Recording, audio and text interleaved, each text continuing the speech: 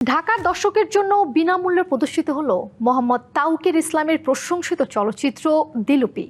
মঙ্গলবার শিল্পকলা একাডেমির নাট্যশালা মিলনায়তনে হয় এই আয়োজন, যেখানে উপস্থিত ছিলেন সিনেমাটির কলা কুশলী সহ বিনোদন অঙ্গনের নানা গুণীজন। খুলনায় দিলুপি ইউনিয়নে ভয়াবহ বন্যার পর সেখানকার স্থানীয় মানুষের সংকট ও জীবন সংগ্রামের কাহিনী উঠে এসেছে এই সিনেমায়। এরই মাঝে দেশের গণ্ডি পেরিয়ে আন্তর্জাতিক পরিসরেও প্রশংসা কুড়িয়েছে দিলুপি। যে লঙ্কায় যায় সেই রাবণ হয়। দুনিয়াটাকে করতে পারি আমি ধ্বংস। এবারে ওখানে দেখবে 2024 সালে ভয়াবহ এক বন্যার সম্মুখীন হয় খুলনার দেলুটি ইউনিয়নের বাসিন্দারা। দুর্যোগের পর সেখানকার বাস্তব অভিজ্ঞতা ও স্থানীয় মানুষের জীবন সংগ্রামের প্রেক্ষাপট থেকে মোহাম্মদ তাওকির ইসলাম নির্মাণ করেছেন তার প্রথম চলচ্চিত্র দেলুপি। দক্ষিণাঞ্চলের নদী ভাঙ্গন, জলবায়ু পরিবর্তনের প্রভাব, স্থানীয় ও জাতীয় রাজনীতির ছায়া, ক্ষমতার দ্বন্দ্ব এবং প্রান্তিক মানুষের টিকে থাকার লড়াই তুলে ধরা হয়েছে পর্দায়। বাড়ির থেকে দুজন বাড়ায় আইছো। গেল বছরের 7 নভেম্বর প্রেক্ষাগৃহে মুক্তির পর দর্শক ও সমালোচকদের প্রশংসা কুড়ানোর পাশাপাশি বেশ কয়েকটি আন্তর্জাতিক চলচ্চিত্র উৎসবে প্রদর্শিত হয়েছে সিনেমাটি। এবার দর্শক চাহিদার কথা মাথায় রেখে মঙ্গলবার রাজধানীর শিল্পকলা একাডেমিতে বিনামূল্যে এক প্রদর্শনীর আয়োজন করেছিল দেলুপি সংশ্লিষ্টরা।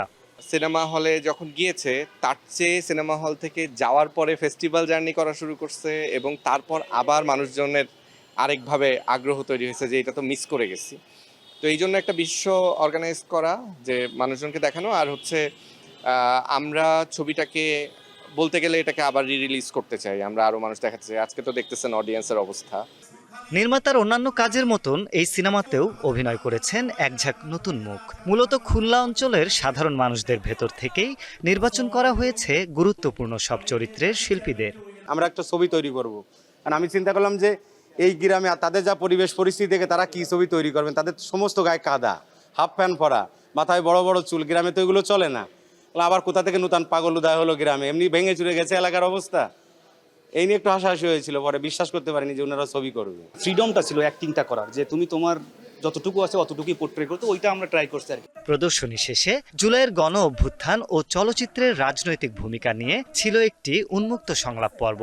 আগতরা জানান, বিনোদনের পাশাপাশি প্রান্তিক মানুষের দুর্ভোগ ও গ্রাম্য রাজনীতির নেতিবাচক প্রভাবের গুরুত্বপূর্ণ এক বার্তা দিয়েছে সিনেমাটি।